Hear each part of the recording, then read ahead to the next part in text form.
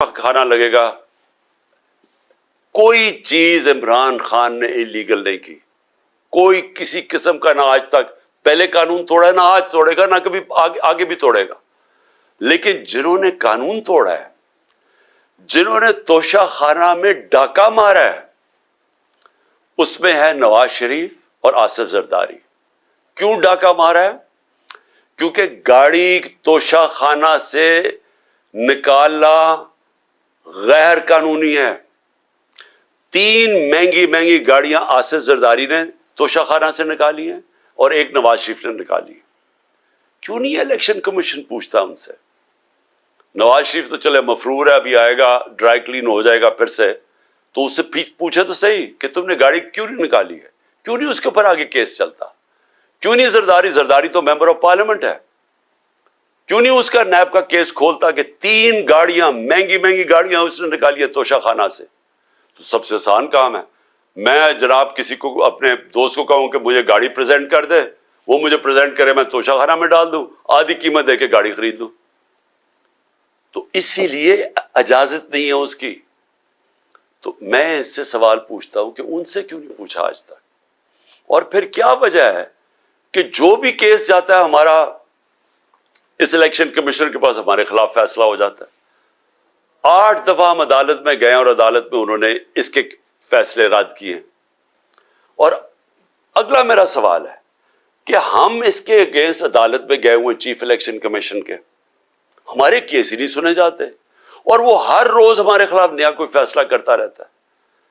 देखें, पाकिस्तान के अंदर अगर फ्री एंड फेयर इलेक्शन ना करवाए गए, मैं आज आप सारी कौम को आगाह करना चाहता हूं कि अगर मैं बड़ा हूं इस कौम का, तो मेरा काम है अपनी कौम को समझाना कि अगर इस मुल्क में फ्री एंड फेयर इलेक्शन ना करवाए गए, या इंतशार होगा, आगे मुल्क के अंदर हालात बुरे हैं, आगे यहां सियासी इस्तेकाम नहीं है, आगे इस मुल्क के अंदर ये चोर जो ऊपर बैठे हुए हैं ये पूरी कोशिश कर रहे हैं कि किसी ना किसी तरह, मैच तो इनसे खेला नहीं जाता, किसी ना किसी तरह डिस्क्वालीफाई करें, केसेस करें, एफआईआर करें। मेरे ऊपर 30 एफआईआर हो चुकी है और मुझे कोई फिक्र नहीं है। मैं कोई मुल्क से बाहर नहीं भागा ये सारे चोरों की तरह, ये सारा शरीफ खानदान भी बाहर भाग जाता है जब केस हो। मैं यहीं बैठा हुआ हूं और यहीं लड़ा हूं केस।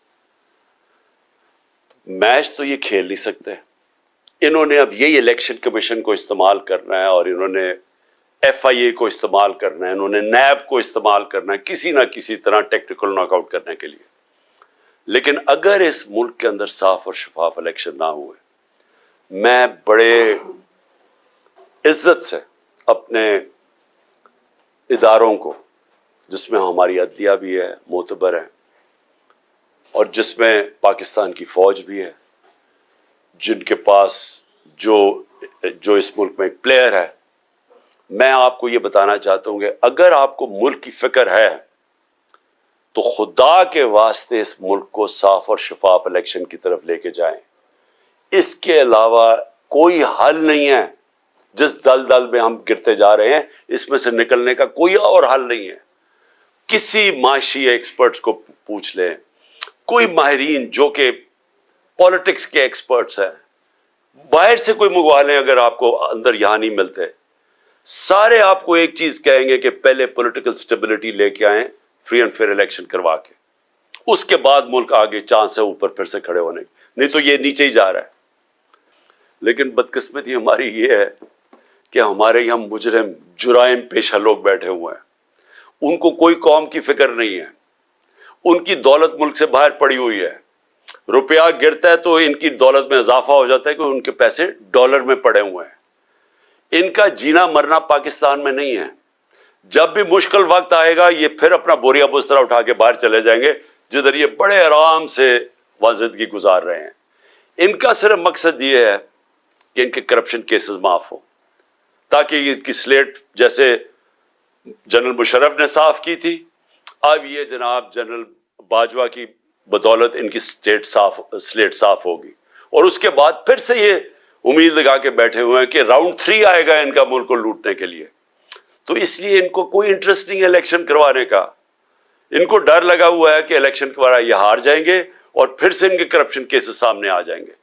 اس لیے ان کا انٹرسٹ اور پاکستان کا انٹرسٹ مختلف ہے, اپوزنگ اینڈز کے اوپر ہے. قوم کا انٹرسٹ اس وقت یہ ہے کہ ملک میں فوری طور پہ الیکشنز کروائے جائیں. اور میں یہ بھی سوال پوچھنا چاہتا ہوں کہ کیا جنرل مشرف کو جب ہم تنقید کرتے تھے, اور ہم کھل کے جنرل مشرف کی تنقید کرتے تھے, تو کیا ہم فوج کی تنقید کر رہے تھے؟ سب کو پتا تھا کہ جنرل مشرف کی ہم تنقید کر رہے ہیں, ہم فوج کی نہیں. قوم فوج کو پیار کرتی ہے کیونکہ قوم کو پتا ہے کہ ہمیں وہ آزاد رکھنے والی ہماری فوج ہے. تو آج اگر میں جنرل باجوہ کی جو بھی تنقید کرتا ہے, جنرل باجوہ نے وہ پاکستان سے کیا جو دشمن نہ کر سکے. 7 مہینے کے اندر وہ اکانومی جو اپنی 17 سال کے بعد بہترین پرفارمنس دے رہی تھی, اس کو آج اس نے زمین پہ ڈال دیا ہے. آج پاکستان کے لوگوں کو یہ نہیں سمجھ آ رہی کہ اب پاکستان جائے گا کدھر. ہمیں تو یہی نہیں سمجھ آ رہی کہ اب اس میں سے نکالے گا کیسے کوئی. ہمیں تو یہی نہیں سمجھ آ رہی کہ یہ جو چور ہمارے اوپر مسلط کر دیے گئے ہیں, سوائے اپنی چوری بچانے کے لیے پتا تو بتائیں کہ انہوں نے اس اکانومی کو ٹھیک کیسے کرنا ہے. اور اب یہ 30 سال دونوں اقتدار میں رہ چکے ہیں, کب انہوں نے اکانومی کو ٹھیک کیا تھا؟ یہ تو جب سے آئے ہیں پیسہ بنانے کے چکر میں ہیں, اور ان کے پیسے معاف ہو رہے ہیں اور ملک بھی نیچے چلا گیا ہے. کون ذمہ دار ہے اس کا؟ تو یہ ہمارا رائٹ ہے, یہ میرا جمہوری رائٹ ہے یہ کہنے کا. اور میں آپ کو پھر سے یہ کہہ دوں کہ میں یہ باتیں اس وجہ سے, یہ قاتلانہ حملہ میرے اوپر ہوا تھا میرا منہ بند کرنے کے لیے. یہ منہ نہیں بند ہونے لگا. یہ جب تک میں زندہ ہوں میں اس ملک کے لیے کھڑا ہوں گا, اس ملک کی آواز بلند کروں گا. میں کسی صورت اپنی آواز بند نہیں کرنے لگا. اور میں یہ چاہتا ہوں کہ اگر کوئی ادارے کے اندر کالی بھیڑے ہیں تو ادارہ اپنا وقار اونچا کرتا ہے جب ان کے اگینسٹ ایکشن لیتا ہے. یہ نہیں کہ جو بات کرتا ہے ان کے اوپر کاروائی شروع کر دے, جو کہ اعظم سواتی سے خاص طور پہ ہوا ہے. اور میں آخر میں الیکشن کمیشن کے اوپر بات کرنا چاہتا ہوں. میں پھر سے یہ کہتا ہوں کہ میں نے پاکستان میں جب سے بھی میں 26 سال سے الیکشن لڑ رہا ہوں, میں نے اپنی زندگی کے اندر کبھی اس طرح کا الیکشن کمشنر نہیں دیکھا جو, ایک تو یہ جو سکندر سلطان ہے اور دوسرا جو کہ سندھ کا الیکشن کمیشن ہے. پہلے میں یہ واضح کر دوں کہ جو سندھ کا الیکشن کمشنر ہے یہ سندھ گورنمنٹ کا ملازم ہے, یہ انڈیپینڈنٹ الیکشن کمشنر نہیں ہے. ہم سپریم جوڈیشل کاؤنسل کے پر کیس لے کے گئے ہوئے ہیں اس کا, اور مجھے افسوس ہوتا ہے کہ اتنی دیر سے ہمارا کیس پڑا ہوا ہے سپریم جوڈیشل کاؤنسل میں, کوئی سن ہی نہیں رہا کہ کیسے ہو سکتا ہے کہ سندھ گورنمنٹ کا ملازم غیر جانبدار ہو جو ان سے تنخواہ لے رہا ہے. اور جو اس نے کیا ہے چیف الیکشن کمشنر نے, سوائے اس کے کہ اس کا 1 پوائنٹ ایجنڈا ہے کہ عمران خان کو ڈسکوالیفائی کیسے کرنا ہے. توشہ خانہ کا کیس اس نے پکڑا ہوا ہے. جس وقت بھی یہ کیس عدالت میں جائے گا اس کے ہاتھ سے نکلے گا. میں آج رائٹنگ میں اس قوم کو دیتا ہوں, ہر چیز اخلاقی طور پہ اور قانونی طور پہ اس میں جائز میں نے کیا. اور دوسرا فورن فنڈنگ کیس, جس وقت بھی اس کے اوپر تحقیقات ہوں گی یہ واضح ہو جائے گا کہ تحریک انصاف واحد پارٹی ہے جس نے صحیح معنی میں پولیٹیکل فنڈ ریزنگ کی ہے. سپریم کورٹ نے بھی 2018 میں کہا ہوا ہے اس کو, الیکشن کمیشن کو, پھر سے ہائی کورٹ میں بھی کہا ہوا ہے کہ جو فنڈنگ کیس ہیں تینوں parties, peoples party, P M L N اور تحریک انصاف کی اکٹھی سنی جائیں. 4 سال ہو گئے ہیں تحریک انصاف کو کٹہرے پہ کھڑا کیا ہوا ہے اور ان دو پارٹیز کے کیسز نہیں سنتا. کیسز اس لیے نہیں سنتا کہ جب یہ کیس آپ قوم کے سامنے آئیں گے تو آپ کو پتا چلے گا کہ ان پارٹیز کا کوئی طریقہ ہی نہیں ہے فنڈ ریزنگ کا. یہ فنڈز کیسے اکٹھے کرتے ہیں, یہ بڑے بڑے نامور, اور میں وہ بزنس مین بھی جانتا ہوں جو بڑے بڑے جن کو یہ پہلے مل کے ان کے ساتھ ان کے بزنس پارٹنر یہ ہوتے ہیں ان کو پیسہ بنا کے دیتے ہیں, پھر الیکشن آتا تو ان سے بڑے بڑے اربوں روپیہ لے لیتے. یہ ہے ان کی فنڈ ریزنگ.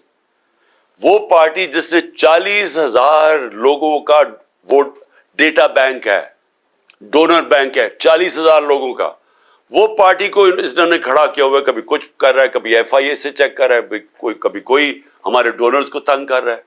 اس کے پیچھے پڑا ہوا یہ. ان سے نہیں پوچھتا کہ جناب آپ بتائیں آپ کی کیوں نہیں. اور میں نے سنا ہے کہ انشاءاللہ ان کا کیس لگنے لگا ہے, اور ہم انتظار کر رہے ہیں کہ ساری قوم کو پتا چلے کہ یہ دونوں پارٹیز پیسہ کیسے اکٹھا کرتی ہیں.